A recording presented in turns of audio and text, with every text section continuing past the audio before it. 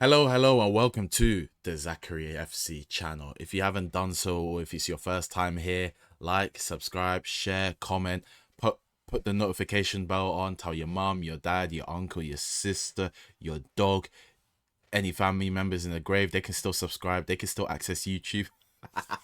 I'm taking a piss, but do all of that, and let's get straight into the video. It's been almost a week of since the that crazy transfer deadline day. That crazy transfer deadline day. It was madness. I couldn't even get off my phone. I couldn't even do anything. I was working. My mind was racing. I was distracted as hell because of transfer deadline day. And it started off with a certain striker that's going to Liverpool Football Club, a certain East African striker going to Liverpool. And David Ornstein and Fabrizio Romano, inconsiderate bastards. I love you both, but inconsiderate, posting it in the middle of the night when I was about to go to sleep. Like, brother, come on. I wanted to go to bed, and now my brain's racing. Now I'm on my phone. Now I'm watching videos. There's reaction videos in the middle of the night, like YouTubers like Matisse, etc., just posting shit in the middle of the night because of it. And then I can't sleep, and then I've got work early in the morning, and now I'm going to work with a headache because of you two. Thank you. Thank you for giving me a headache, because that was just the beginning. Because the rest of the day was just madness. I was just glued on my phone. I don't think I've done much work that day. I was so distracted. But anywho, I want to talk about in this video the top five deadline day transfers. And let's begin with the most baffling one, the most confusing one, the one that just didn't make any sense and had like some last minute drama in the last couple of weeks. Gianluigi Donnarumma from PSG, Champions League, treble winning PSG, to Manchester City for 26 million. That's piss cheap. That is a bargain, bargain bucket. But the reason why it's baffling is because why the hell did Manchester City need him? And I just want to preface this. This top five is not our top five, like the best transfer dealings. This is just the top five, like, interesting ones, the most, like, talk worthy. So with Gianluigi Donnarumma, it's talk worthy in terms of, it's just baffling. Like, Manchester City, you stole James Trafford from Newcastle United under their nose. They had like a buyback clause, instant buyback clause, that they could have just activated anytime they wanted. You had him. He's a good ball playing player. He's like a guy for the future. The problem is now you had like three starting keepers. You had Trafford. You had Ortega, and then you had Edison at the time, which he's now moved on in this transfer deadline day. But I'm not going to mention him there. But that was already an issue in itself, in terms of most likely it was going to be. I thought Ortega was going to go.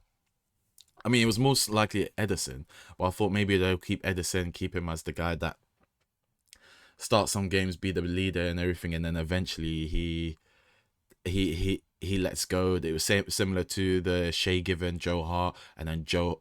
I mean, it wasn't even Joe Hart and Claudio Bravo. Joe Hart just got shift to the side. That was so different. It's more Shea Given and Joe Hart situation where eventually Joe Hart took over. Everyone knew Joe Hart was going to be that guy that took over. Shea Given was aging, and he happily let him take that role and took over. I thought it'd be that, and then the last couple of weeks, there's been rumors that Donnarumma was coming to Man City, rumors that he was coming to Man United, but it wasn't that concrete at Man United. The only option was Man City, basically, because Chelsea just didn't feel like getting a goalkeeper, even though they got a crap keeper. And then eventually Donnarumma went to Man City. What?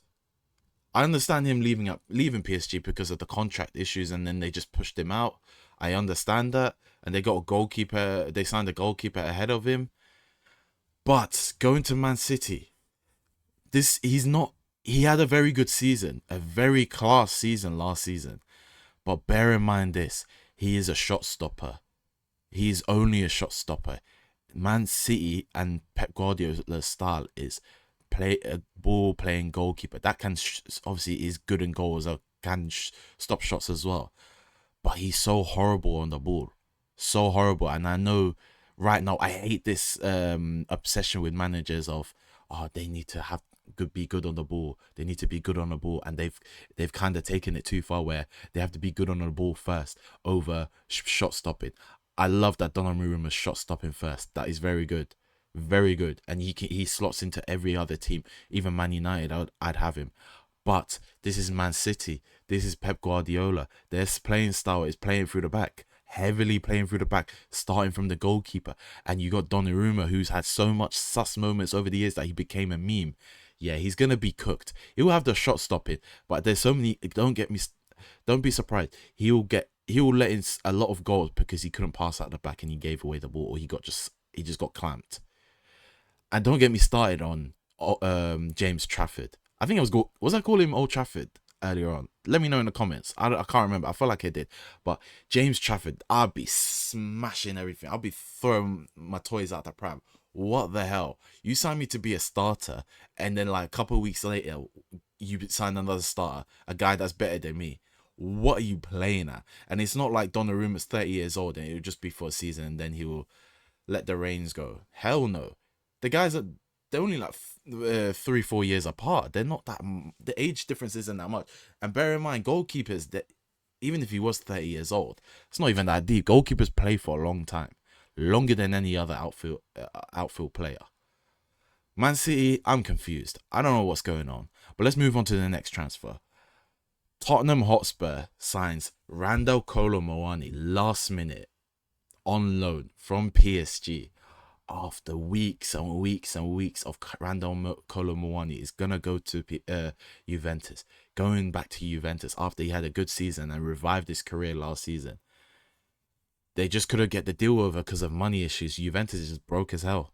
They can't afford his wages, his wage demands, and yeah, it just fell through. And the last minute, Tottenham were like, "Screw it, I'm feeling lucky. I managed to finish Xavi Simons. Let me go get Kolo Muani." And they got Kolo Muani on loan. And I think this is a perfect deal because Dominic Solanke, their starting striker, injury prone since he's been here, has not had good run of games. And it's baffling. They signed him to be the Kane replacement, not directly in terms of how much output. They're not expecting him to be that good because they've now built a team around him that's a bit better than when Kane was before. The last season he was there. But Solanke was meant to be that main guy to bang in goals, but he just wasn't there. He wasn't available. He was unreliable in terms of fitness. So I hear it. Getting Randall Kolo Muani, Mr. RKM, getting him on, and then hopefully he can be that guy that maybe can take over and then they can get him on loan. I don't think it's an obligation. I don't think it's an option to buy. I think it's just a loan full stop. It's a good signing because you can't rely on Richarlison being your main striker. Hell no. Randall Kolo Muani is good at playing beyond the striker off the ball, but he's also good on the ball as well. Can take on. He doesn't stay on the striker position. He can shift to the left, shift to the right when you need him. He's a striker with some winger abilities, and he's strong and physical.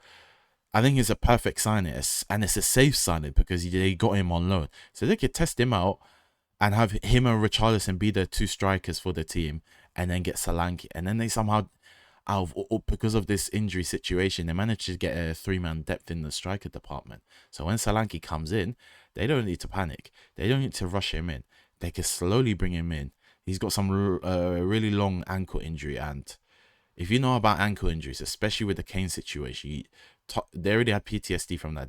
Tottenham don't want to mess with that with Dominic Solanke. Take your time with that ankle injury situation and let him come in and ease him in. You got Kolo Muani, who's got Champions League experience, big game experience. It's a really, really good signing, and there's nothing else I can say. It's not amazing. It's not like world class, but it's just a good signing. It's just a smart signing and a no-brainer. And fair play Tottenham Hotspur. After Daniel Levi left, after I found out he left, and then I'm now finding out that he was leaving time back, even when the transfer window was open, and then I'm hearing that he wasn't even involved in any of these transfers. It makes sense. It makes sense because if that was Daniel Levi in that transfer window, it would have been any other transfer window. They would have fumbled it. They would have got these unknown guys. They would have got dead ballers. And don't get me wrong, they didn't get dead ballers last summer, but they got very young players that are inexperienced that are not win now.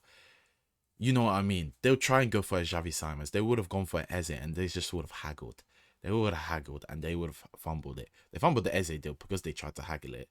But then they learned their lesson. It was like, yeah, Xavi Simons, hurry up. We'll come through. It's going to be good days for Tottenham, but dark days for the rest of us because we can't have a banter club anymore. But I've been talking too much on Randall Kolo Muani. Let's move on to the next player.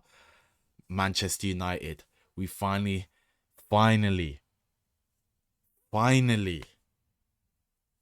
got a goalkeeper. We got Seny Lamans. I'm trying to pronounce it properly. From Royal Antwerp, £18.1 million. Last season was his first season at Royal Antwerp as a starter. He's been compared to a Courtois, good shot stopping, but like just reliable, good on the ball, just solid strong coming out for crosses. That's all descriptions of guys that our keepers don't have. We don't have a good shot stopper in Onana. He's got Pepperami hands. He's got what's it hands. Every time he goes down, it takes 10 years. And even if he does get down there and he gets a hand to it, it just goes through his hands. His hands the rest of his body's solid and his hands are like a hologram. It's crazy. His hands are liquid. Then Bayinde, very good on the ball. Okay shot stopping. All you have to do is just take corners. You just have to make sure you get corners. If I'm Man United, if I'm the rival team against Man United and we're playing, forget trying to score a goal in outfield. I'm deliberately trying to get a corner. You know how Martinelli just can't dribble and just shoots the ball against the right back and then it comes off the corner. Just do that. Every team should just do that if you see Altay Bayinde as a goalkeeper, because then all you have to do is get the two lankiest guys in there, get your goalkeeper in there, he's tall enough, and just do a half decent cross and you'll see him fumble it. You'll still Bayinde fumble it and all you have to do is just box crash and make sure it gets in. That's all you have to do. But Seny Lamans, yeah, it was between him and Emi Martinez, but I'll give you my opinion. I preferred Seny Lamans. I know he's unproven. I know he's just had his first season last season. But he's one of them ones where you can watch a comp of a goalkeeper and make your judgment there. You can't make much judgments off outfield players because there's other contexts. With goalkeepers, you can watch highlighted forms of their game because there's no context there. There's nothing about tactically that you need them to do. You just need to see them, how they are, and then even failed compilations can give you context of if they're crap or not. So, and I think he's a good goalkeeper. I just need to hope that when he plays against Man City after the international break, he has the confidence, he has the balls. That's just it. That's just the only worry. Is does he have the balls? Does he have the cojones? Does he have the confidence? And as long as he does, then we're good in goal. We are good in goal because we can't deal with the goalkeeping situation now. Onana's going now. I think he's agreed to go to Trabzonspor. Thank you, Turkey, just saving our lives again. Bayende's just gonna stay, but hopefully he never sets foot on the pitch. And honestly, Tom Heaton should have been the one starting over those two before Seny Lamans came. But yeah, Man United got a goalkeeper. It's a no-brainer. Should have also got a midfielder, but that's a whole nother story. Let's move on to the next one. Brentford to Newcastle United, Yohan Wissa. After having we saw Mr. Eritrean having a hissy fit. It's now the other way around. Newcastle are now not complaining when they've got Yohan Wissa, who threw his toys out of the pram at Brentford, saying, I want to go. I'm not going to play. I'm not going to trade. All of that. Got what he wanted. On the last day to Newcastle. 55 million for a 29-year-old where I swear his contract's ending soon. That is crazy. That is overpayment beyond belief. And the fact that he's going AFCON as well, yeah. Complete overpayment. But don't get me wrong, Yohan Wissa's a good player. Yohan Wissa will suit Newcastle United. He is a very good player. Plays beyond the ball, can take on the ball and play on the wing. He's pacey, and the fact that they got Walter Made, it is now feeling like, what is it, a Defoe and was it Defoe and Peter Crouch situation? You've seen Walter Maida, that striker. He's lanky as hell. He looks a bit stiff, but good on the ball at the same time. And he's coming from the German Bundesliga, so I'm not entirely convinced, but we will see type of situation. But he's looking like Crouch and Defoe, Pavlyuchenko and Defoe this situation. Put any small pacey striker with a tall lanky guy. But then again, they're not really gonna play 4-4-2, are they? They can't play two up front and mess up their whole formation and what they have. I don't know. I really don't know. But it would be cool to see them partnering up. But on to the next one. Speaking of hissy fits, let's talk about the big boy, the one that's the main event, the one that's been spoken about the whole second half of the transfer window. The first transfer half of the transfer window, Florian Wirtz, British transfer record fee, done, dusted early. Then it was this guy, Alexander Isak, Newcastle United to Liverpool. It finally happened. And guess what? I said Florian Wirtz was British record transfer fee. Whoa, that's old news. That only lasted a couple of weeks because it's now Isak, 130 million pounds transfer free, record British, and I'll show you the rest of them. Isak, Florian Wirtz, all in one window, all from the same team. That is crazy. That is so crazy. But it's not like, I don't know. I mean, I say not like Pogba, but Pogba was rightly so to be a British transfer record at the time. He was a world-class player. It's just we fumbled him. But I can't believe Anthony's on the top 10. I can't believe Harry Maguire is on there. I can't believe Jack Grealish is on there. That's crazy. But anywho, Liverpool finally got their guy. Congratulations. Finally got your guy. And all I could say is it's just a no-brainer. It's a no-brainer, and it's like, you know what he possesses. Goal scoring acumen, complete, and people are worried, oh, Ekitike is gonna be in the bench. How can he work with him? He'll play on the left wing. He's played on the left wing with his previous team. I forgot now. Frankfurt. He's played PSG left wing. Also, Isak can play left wing. It's not like strictly. This is going to be like liquid football. They can rotate around. Salah's inside forward. There's a reason why Kerkez and Frimpong are going to be perfect for this, because they're going to be the guys, the width guys. While Isak, Salah, and Ekitike, they can just be squeezing in the middle. And as long as you got the wingers squeezing in the middle, including the striker and his liquid football, you just need your fullbacks. You just need your right back and your left back to be flying up and down, flying and giving you that width. And they're sorted. They're completely sorted. The cherry on top would have been to get Guehi, but fair play to Crystal Palace. I know Guehi's pissed off, and yeah, he got wronged a bit. But at the end of the day, Crystal Palace have ambitions, and this is them showing their ambition. They were happy to sell him, but they couldn't get a viable replacement. So they were like, nah, you are staying back because we can't afford to lose you. We are ambitious. We want to win the Europa Conference League. We want to do well. We want the Europa Conference League money, and then get into Europa League. Then next summer, you can move on. But right now, we need you. We need you for the season. But yeah, Liverpool Football Club, Isak, no brainer, crazy. Let me know what you think. That was the top 5 British transfers. Let me give you an honourable mention though.